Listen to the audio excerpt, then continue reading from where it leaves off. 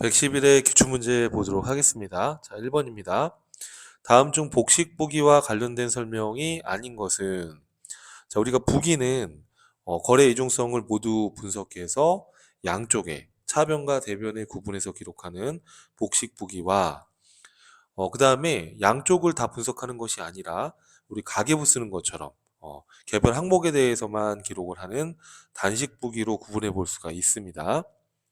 자, 복식부기와 관련된 설명이 아닌 걸 찾는 것인데요. 차변과 대변이라는 개념이 존재하는 건 복식부기죠. 대차평균의 원리에 따라 적용된다. 차변과 대변은 항상 동일하다라는 것이죠. 같다라는 것이죠. 복식부기죠. 자, 모든 거래에 대해서 이중으로 기록해서 자기검증 기능이 있다. 자, 우리가 시산표상에 차변과 대변이 대차평균 원리에 따라 동일해야 되는데 똑같지 않다 그러면 뭔가 오류가 났다라는 자기검증 기능이 있다라고 했었죠. 자, 그럼 답은 4번인데 재산 등의 증감 변화에 대해서 개별적인 개별 항목의 변동만 기록한다? 이건 단식부기에 대한 이야기죠. 그렇죠? 그래서 1번의 답은 4번이었습니다. 자, 2번입니다. 다음의 내용이 설명하는 개정 과목으로 옳은 것은 자, 재화의 생산, 용역의 제공, 타인에 대한 임대 또는 자체적으로 사용을 목적으로 보유하고 있는 물리적 형체가 있는 자산이다. 1년을 초과한다. 이거 유형자산에 대한 이야기죠. 그죠? 건물이 유형자산의 대표적인 개정 과목이죠. 사채는 비유동부채이고요. 보험 차익은 영업의 수익이고요. 퇴직급여는 판매비와 관리비에 해당이 되는 거니까 2번의 답은 1번이다 라고 보시는 게 맞겠죠. 자, 그 다음에 3번입니다. 자, 다음 가로 안에 들어갈 내용으로 올바른 것은 이라고 되어 있는데 현금이 현금성 자산은 취득 당시 만기가 몇 개월이었죠, 여러분? 그렇죠. 3개월이었죠. 여러 번 말씀을 드렸던 내용이죠. 3개월 이내에 도래하는 금융상품을 말한다. 4번입니다. 자, 다음 중 일반 기업 회계 기준에 의한 회계의 특징으로 볼 수 없는 것은 자, 우리가 회계 기준, 우리 일반 기업 회계 기준이라는 이 회계 이론은 당연히 복식부기 회계이고요. 그 다음에 이윤을 추구하는 일반적인 영리 기업을 대상으로 하는 영리 회계라고 합니다.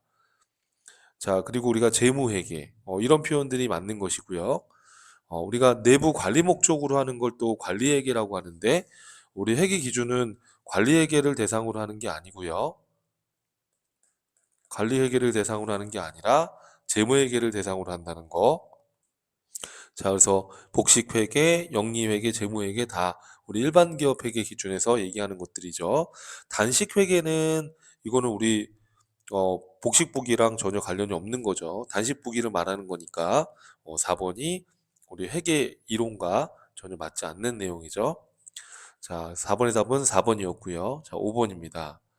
자, 다음 중 재고자산에 대한 설명으로 틀린 것은 판매를 위하여 보유하고 있는 상품, 그 다음에 제품은 재고자산에 해당한다. 맞죠?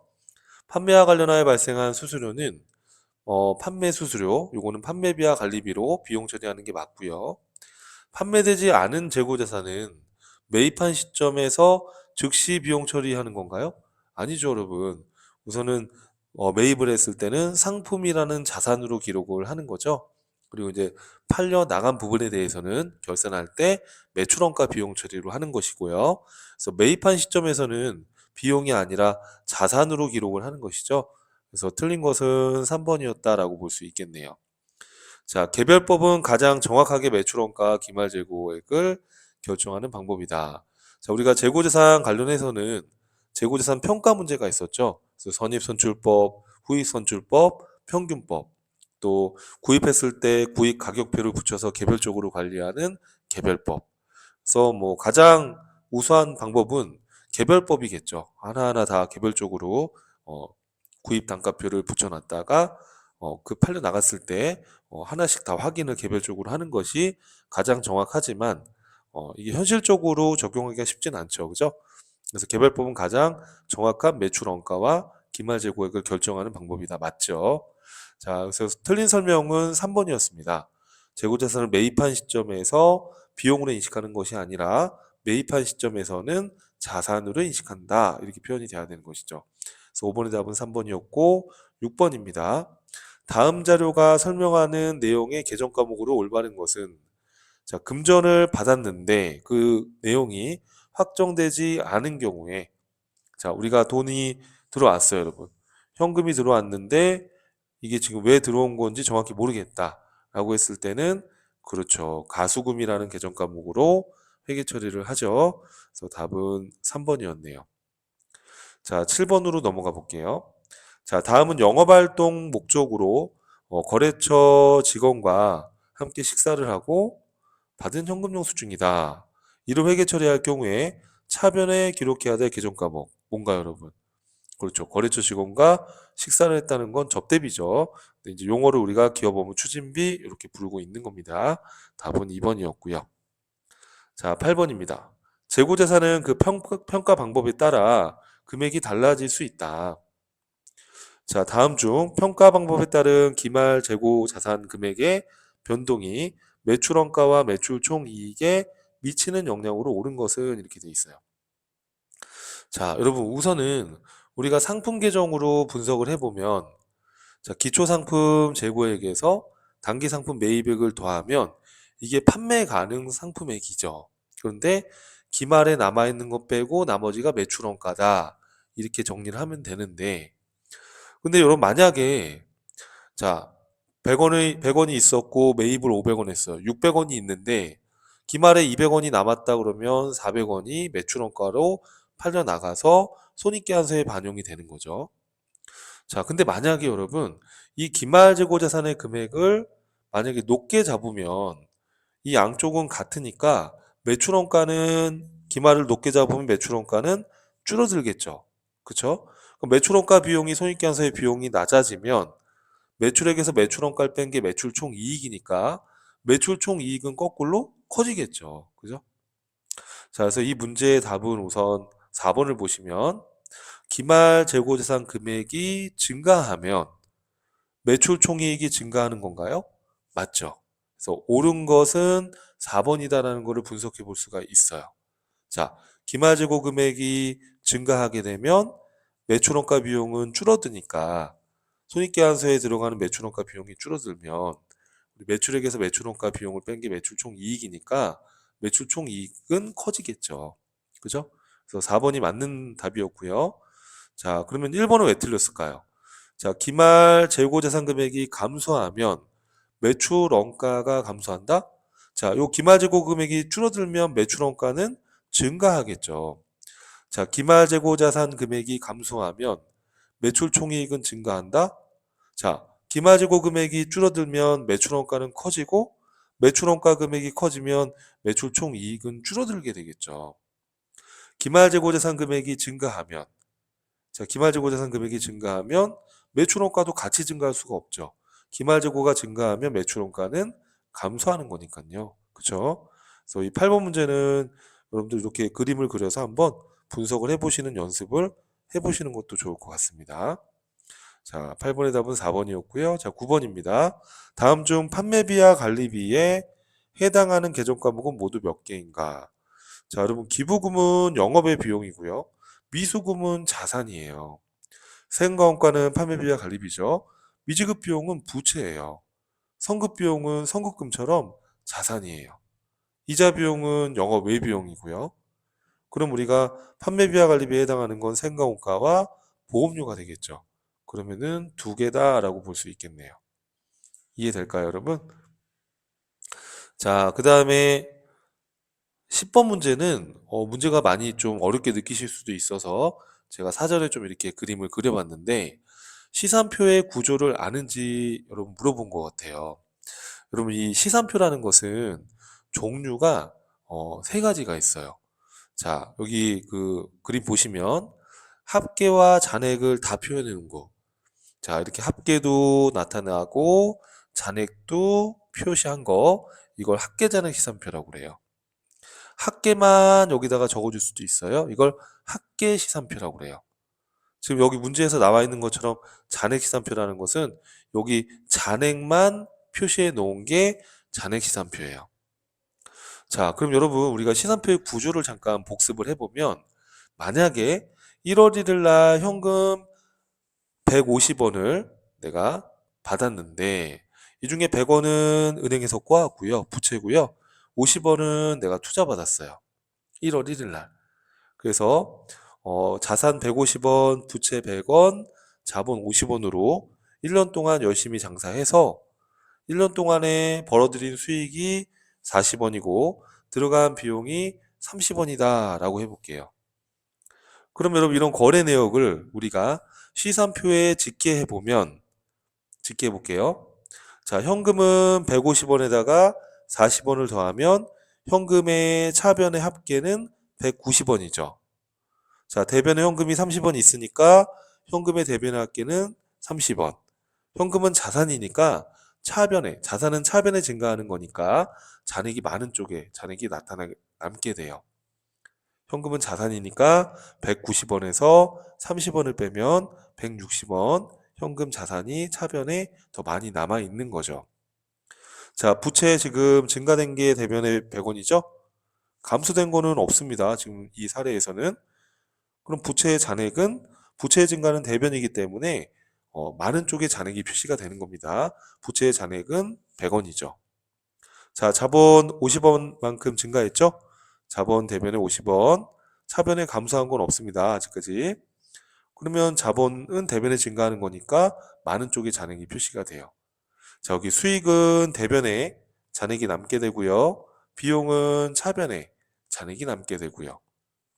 이렇게 모든 계정을 집계해서 합계를 내봤을 때 시산표상이 양쪽이 같으면 우선 이 금액상으로는 오류가 없는 거죠. 그래서 여기 합계 총계를 내보면 190원, 30원이니까 220원. 대변 합계 총계를 내보면 30원, 100원, 50원, 40원 하게 되면 얼마가 되는 거예요? 220원 이렇게. 그래서 합계의 총계도 양쪽이 같고요. 잔액의 총 금액도 양쪽이 같아요. 자, 잔액은 160원, 30원이니까 190원. 대변의 잔액은 100원, 50원, 40원 하게 되면 190원. 그래서 합계와 잔액의 양쪽은 같아요. 이거 우리 대차평균의 원리라고 합니다. 자, 그럼 여러분 이렇게 시산표를 분석을 해보니까 자, 잔액 시산표라는 거는 뭘 잔액 시산표라고 했어요, 여러분? 잔액 시산표라는 것은 요 잔액만 보여주는 거예요. 잔액만. 이걸 잔액 시산표다라고 하는 겁니다. 그럼 여러분 이 잔액 시산표의 차변의 잔액을 봤더니 160원이 있죠. 이 160원은 현금이라는 12월 31일 시점에 현금이라는 기말의 자산의 총 금액입니다. 여기 차변에 30원이라는 것은 뭐죠? 12월 31일 시점에서의 총 비용의 잔액이죠. 맞죠? 그래서 160원에다가 30원 더한 게 190원이 됐어요. 그쵸? 이 금액은 대변에 190원과 같죠. 그럼 이 190원이라는 걸 봤더니 자, 기말에 지금 부채 잔액이 100원이죠. 기말 부채가 100원이에요. 자, 그리고 여기 수익이 총 40원입니다. 총 수익이 40원이에요. 근데 여기서 이제 중요한 것은 여기 지금 자본이 있는데 이 자본 50원이라는 것은요. 이 자본 50원이라는 것은 지금 수익이 40원, 비용이 30원이면 당기순이익이 10원인데 그 당기순이익이 반영되기 전이에요. 이 50원이라는 것은 1월 1일 이 시점에서의 기초자본을 말하는 거예요. 그래서 중요한 개념은 시산표상에 마감을 하기 전에 시산표상의 이 자본은 기말자본이 아니라 기초자본이다라는 거예요. 이해될까요, 여러분? 아직 이 자본에는 손익대체를 하지 않았기 때문에 당기순이익이 여기에 반영되기 전이에요. 그래서 1월 1일 이 기초 시점에 자본이다라는 거예요. 그러면 시산표상의 대변의 잔액의 이 190원의 총계는 뭐를 더한 겁니까, 여러분? 자, 여기 100원의 기말 부채와 여기 50원의 무슨 자본이에요? 기초자본이에요, 기초자본. 그리고 40원의 총 수익을 더한 거랑 같다라는 거예요. 괜찮을까요, 여러분? 자, 이런 걸 우린 뭐라고 하냐면 시산표 등식이다라고 불러요. 시산표 등식. 그래서 우리가 시산표 등식은 기말자산 플러스 총 비용은 기말부채 플러스 기초자본 플러스 총수익이다. 이게 이제 시산표 등식입니다. 자, 그럼 여러분 이 문제에서 보시면 잔액 시산표가 나와 있습니다. 자, 보니까 나와 있는데 여기서 지금 옳은 걸 찾는 건데요. 자, 단기의 기말 자본금이 82만 원이다. 자, 여러분 지금 여기에 자본금은 기말 자본이에요? 기초 자본이에요? 기초 자본이라고 했죠. 그죠? 그래서 이거 1번 틀렸어요. 유동자산의 총합계는 90만 원이다. 유동자산이라는 것은 이제 당좌자산과 재고자산을 합쳐서 유동자산이라고 합니다. 현금이라는 건 당좌자산이니까 건물은 유형자산이에요. 유형자산은 비유동자산에 해당이 돼요.